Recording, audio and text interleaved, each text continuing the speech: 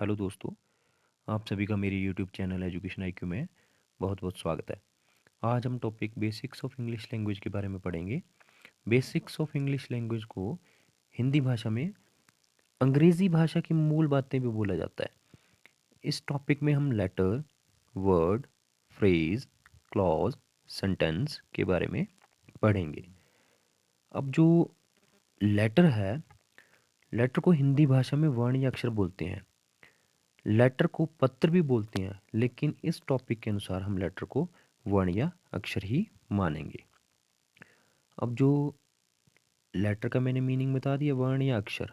Word को बोलते हैं शब्द, फ्रेज को बोलते हैं वाक्यांश, क्लॉज को बोलते हैं उपवाक्य, और जो सेंटेंस है उसको हम बोलते हैं वाक्य। तो अब आप यहाँ पे स्क्रीन में देखिए, letter, word, phrase, clause, sentence. जैसा कि मैंने आपको अभी बताया, लेटर जो है वर्ण अक्षर, वर्ण या अक्षर, वर्ड शब्द, फ्रेज वाक्यांश, क्लॉज उपवाक्य और सेंटेंस वाक्य। तो इसमें आप देखेंगे लेटर जो है सबसे छोटी यूनिट है, सेंटेंस जो है सबसे बड़ी यूनिट है।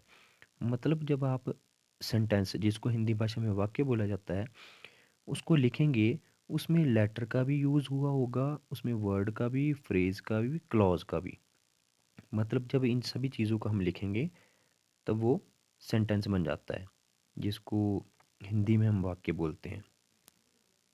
तो आप यहाँ स्क्रीन में देख रहे होंगे, जैसे कि आपको समझ आ रहा है, लेटर सबसे छोटी यूनिट, सेंटेंस सबसे बड़ी यूनिट। अब देखिए आप, letter, letters are the symbols for language in a written or printed sign that represents a sound in a language.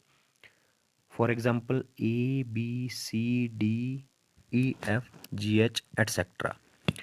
तो यहाँ बोलने का मतलब है, अक्षर या वर्ण भाषा के वे प्रतीक हैं जो लिखे जाते हैं या मुद्रित होते हैं, जो भाषा या किसी भाषण में ध्वनि प्रदान करते हैं। मतलब कि जब आप इनको बोलेंगे ए बी सी डी अलग अलग करके, सेपरेट करके, तब ये हमें एक साउंड प्रोड्यूस कर रहे हैं, एक ध्वनि दे रहे हैं, जिसको हम आगे जाके इकट्ठा करके, जैसे इस लेटर्स को हम लिखते हैं तो वो आगे वर्ड बनता है। तो यहाँ पे जैसे हिंदी में क ख ग इत्यादि बोलते हैं, उन उनको वर्ण बोला जाता है, वैसे इंग्लिश में इनको लेटर्स बोला जाता है। अब आया आगे वर्ड। ग्रुप ऑफ साउंड्स और letters that expresses a particular meaning is called word. अब इसमें किसी विशेष अर्थ को व्यक्त करने वाली ध्वनियों या अक्षरों के समूह को शब्द कहते हैं। अब यहाँ एग्जांपल देख रहे होंगे आप, RED। अगर हम इसको तोड़ दें, यह मतलब कि अलग अलग करें, इसमें R वर्ण है एक, E भी वर्ण है, D भी वर्ण है, जिसको इंग्लिश में लेटर बोलते हैं। R भी लेटर है, E भी लेटर है, D भी लेटर है। लेकिन लेकिन जब हमने इसको जोड़ दिया तो ये बन गया वर्ड, मतलब एक शब्द बन गया, रेड, जिसका मीनिंग है लाल। वैसे ही आगे ब्लैक है, इसमें 5 लेटर्स हैं, जब इनको हमने कंबाइन कर दिया, जोड़ दिया, तो ये काला बन गया। तो ये क्या बन गया? वर्ड। इसी प्रकार से बाकी जो शब्द हैं सारे वर्ड ही हैं। A phrase is a short group of words whose meaning is not always obvious. अब इसमें देखिए आप, वाक्यांश शब्दों का एक ऐसा छोटा समूह है जिसका अर्थ हमेशा स्पष्ट नहीं होता। मतलब कि कई बार तो स्पष्ट होगा इसका अर्थ, लेकिन हर बार स्पष्ट नहीं होगा। अब आप एग्जांपल देखिए, द बिग मतलब बड़ा, ब्लैक डॉग काला डॉग, जिसको हम काला कुत्ता भी बोलते हैं। फिर आगे आफ्टर वर्क मतलब कि काम के बाद बाद। उसके बाद होममेड पिज़्ज़ा घर का बिना बना पिज़्ज़ा। तो फ्रेज होता है अ group of words whose meaning is not always obvious. इतना आपको समझ आ गया होगा। तो आगे चलते हैं, clause. A group of words that includes a subject and a verb. A clause is usually only part of a sentence. तो शब्दों का एक समूह जिसमें एक विषय और एक क्रिया शामिल होती है। एक उपवाक्य आमतौर पर वाक्य का हिस्सा होता है। जब कभी आप किसी सेंटेंस को देखेंगे, उसमें एक या दो या तीन उपवाक्यों का प्रयोग हुआ रहता है सेंटेंस में, जो कि बड़ी टर्म है जिसको हम वाक्य बोलते हैं।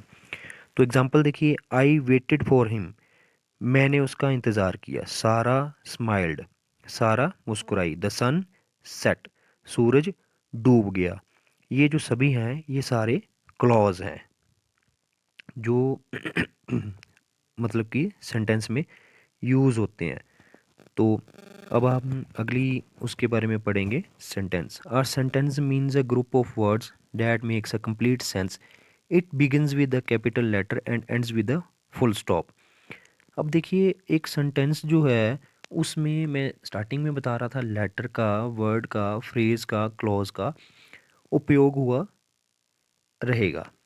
तो जिसका क्या होगा कि एक कंप्लीट सेंस होगी और वो कैपिटल लेटर मतलब कि बड़े अक्षर या वर्ण से शुरू होगा और फुल स्टॉप से ख़त्म होगा।